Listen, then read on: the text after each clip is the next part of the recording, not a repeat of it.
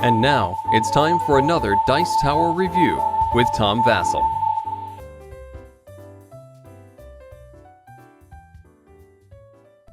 The idea of Atlantis brings forth one of, wonder. We wonder about this ancient civilization underneath the water. Where is it? What happened? So I expect a game about Atlantis to maybe have something to do with that. But I should have known, looking at the designer, Leo Calavini, that this game has no connection with the theme. It's basically a moving game. In fact, if you played one of his earlier designs, Cartagena, or even Cartagena 2, you'll find that this game has some remarkable similarities to them. As to Atlantis itself, you're basically moving these small pieces on tiles. I'll show you the game in just a moment, but I guess I should get my opinion up in front, is that I absolutely despise this game.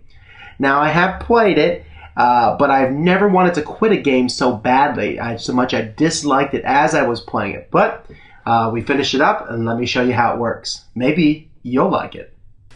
Here's the layout of the game. Yeah, the path doesn't really matter how you make it. I've snaked it like this. That's how it shows you in the rules on how to make the path. But you can make it any way you want. There's just A tiles.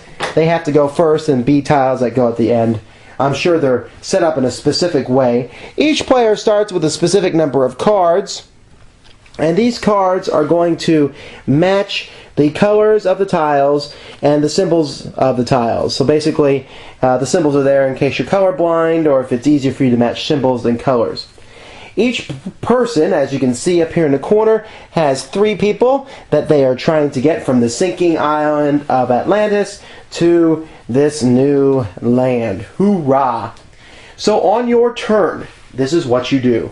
You play a card. Let's say I play yellow, and I'm the white player. I will move till I get to the first yellow piece on the pathway. Once I do so, I then take the tile directly behind me, or the top pile, and I put that in front of me. I just got 1 point. Now, 1 point would be a pretty bad thing to play, but let's say the guy behind me also played a yellow, and the blue player, he would move to this yellow tile, so now that yellow tile was uncovered, and he would get the green tile worth 2 points. He's doing a whole lot better than I am. But let's say someone else played a yellow card.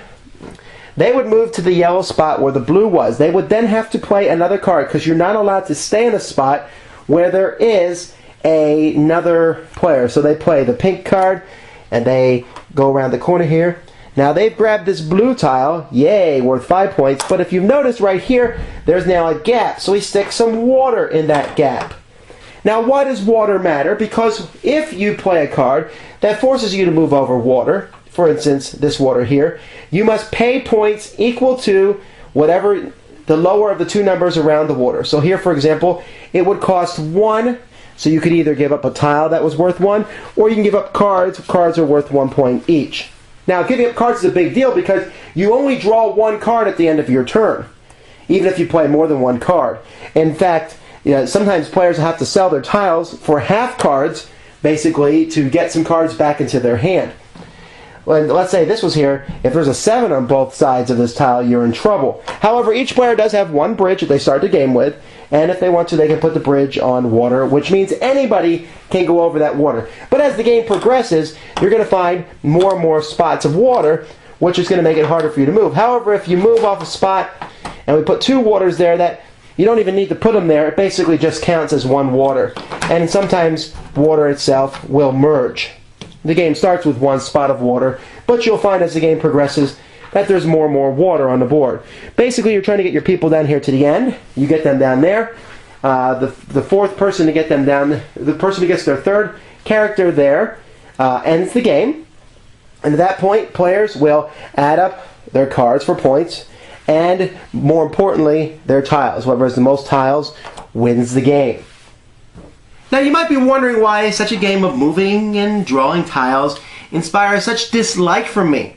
And I can't really explain it other than to say that while there are some tactics to the game, it strikes me as a game that just drove me absolutely bonkers. You look at the cards in your hand, and it doesn't really matter. You try to play the card that will move you to a tile so that you can get a tile that's really good. But there's no sense in making any kind of forward planning because you don't know what the guy ahead of you is going to do. So you might move there planning to grab another tile next turn, and he moves and takes it. So you basically just make the best move right then and now. And if you delay at all, if you don't rush your people to the end as quickly as you possibly can, then you have to jump over water, which causes you to get rid of tiles you've already gone. It's kind of like a race game, but the first guy who gets far enough ahead wins. In one game I played, I was playing my wife, my daughter, and myself, and my wife managed to get ahead pretty quickly with some of her pawns, dropping all these water spots in the way of all of us. And there was no way that we could catch up to her point-wise unless we both worked together, losing points together, trying to move someone as fast as we could just to make my wife lose a few points. And it failed miserably. And I just didn't enjoy the game at all.